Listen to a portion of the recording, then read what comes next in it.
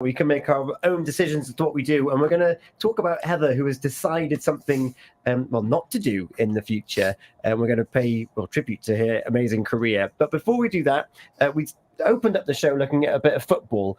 And Gordon, we didn't look at Haverfordwest County after a midweek game and then a game on Saturday. And, a win and a loss, Gordon. Yeah, obviously beating Pennybont in midweek was a real confidence boost before they went to Bala on Saturday.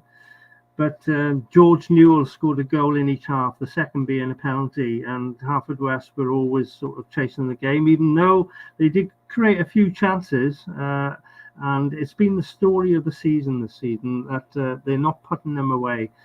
Tony Pennock knows that he needs to get those goals, but in the midweek game against Pennybont, they scored 3 goals in the first half. The fans were actually shocked to see so many goals on the meadow in 45 minutes when they've been there for the last few games and there haven't been any goals. But no, they are capable of beating any side on a given day. I keep saying this every week. It's such a close affair in the Welsh Premier. But they face Newtown on Saturday, and that will be a difficult game against the Robins up there. They're currently in 4th spot. It'd be great if Haverfordwest could get a point. Even better if they did get a win. So we just have to wait and see what happens on Saturday.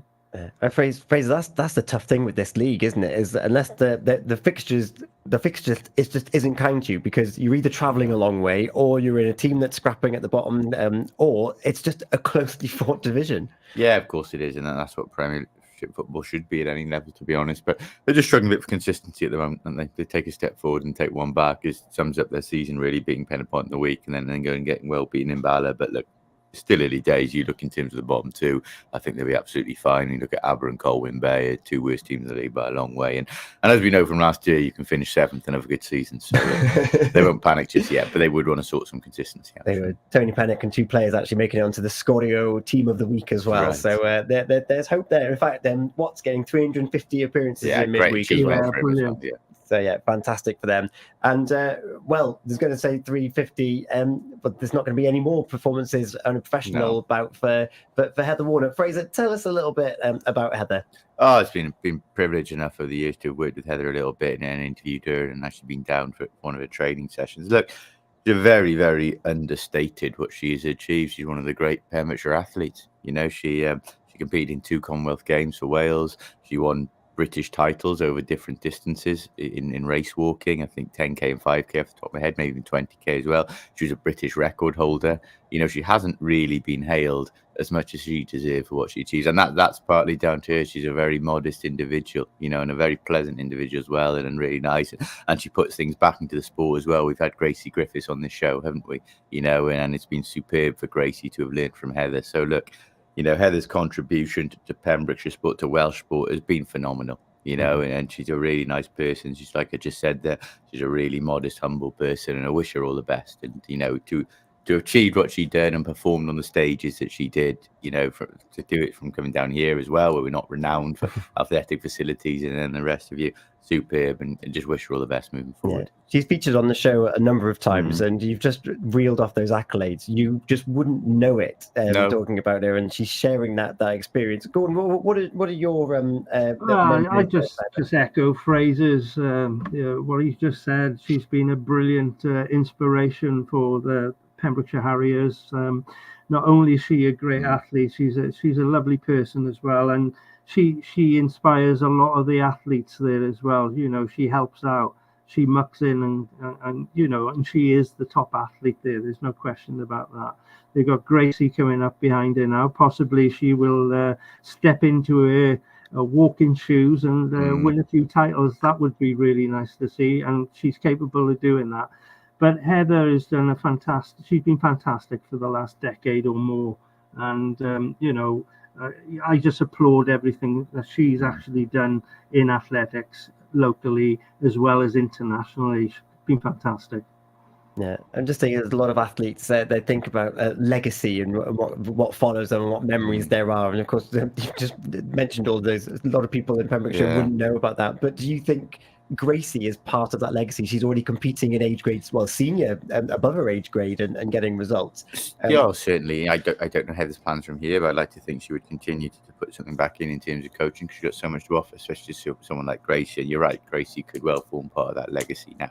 You know, and we mentioned representing Wales, because we didn't mention representing Great Britain in European Championships as well. You know, and I'm sure she looked back with a tinge of maybe sadness that she didn't make an Olympic Games at any point. That is the ultimate for any athlete, of course, but she can still be really proud of everything she's achieved. And like you say, her legacy isn't finished yet if she's going to continue to coach. And as Gordon mentioned, their help out of the Harriers, Yeah, because it's still young, still a lot to offer. All that experience. 30 years old, I believe. Yeah. It's definitely not going to go to waste.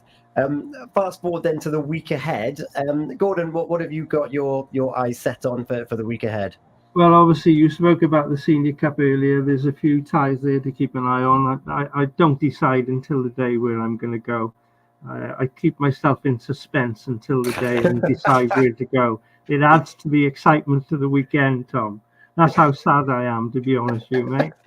But obviously, there's rugby to look forward to as well. And you never know. Manchester United might win another game at the weekend as well. That would be great. You got one tomorrow to get through first, Gordon. Yeah, Copenhagen. I really gutted to hear that poor old Bobby Charlton had passed away. He was a hero of mine. Yeah. Although George Best was my real hero, but Bobby was up there. Yeah. Fraser, what's on your radar? Well, we keep a close eye on obviously Swansea, Watford tomorrow, hoping we can bounce back in there. And Saturday I'll be down with making sure Gordon's old mates behave themselves, because St David's are hosting Haverfordwest in a game that actually clashes to the Rugby World Cup final. So I'll watch that in the afternoon, and I'll be back is that the rearranged game, Fraser? It is the rearranged game, good, but we won't go into that now.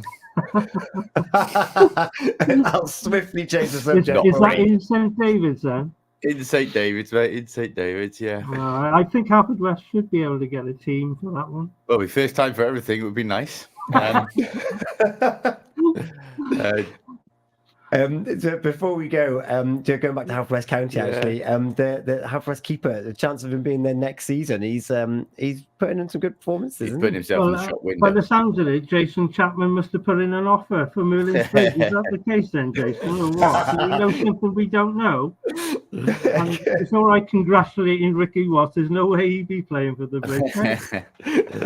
I mean, it is remarkable longevity for Ricky Watts, isn't he? Another really quite understated professional. And still making Team of the Week as well. But yeah, I mean, Zach Jones will be in the shop window after those European games, won't he? Which we obviously live and broadcast. So we'll see. We'll see what happens in the next couple of weeks and months. Gentlemen, we have run out of time. It's at 9 o'clock. Thank you so much for your company as ever on a Monday evening. And thank you to Mickey Beckett, who joined us earlier as well. An Olympian from Solva. Which is quite remarkable to say in sailing.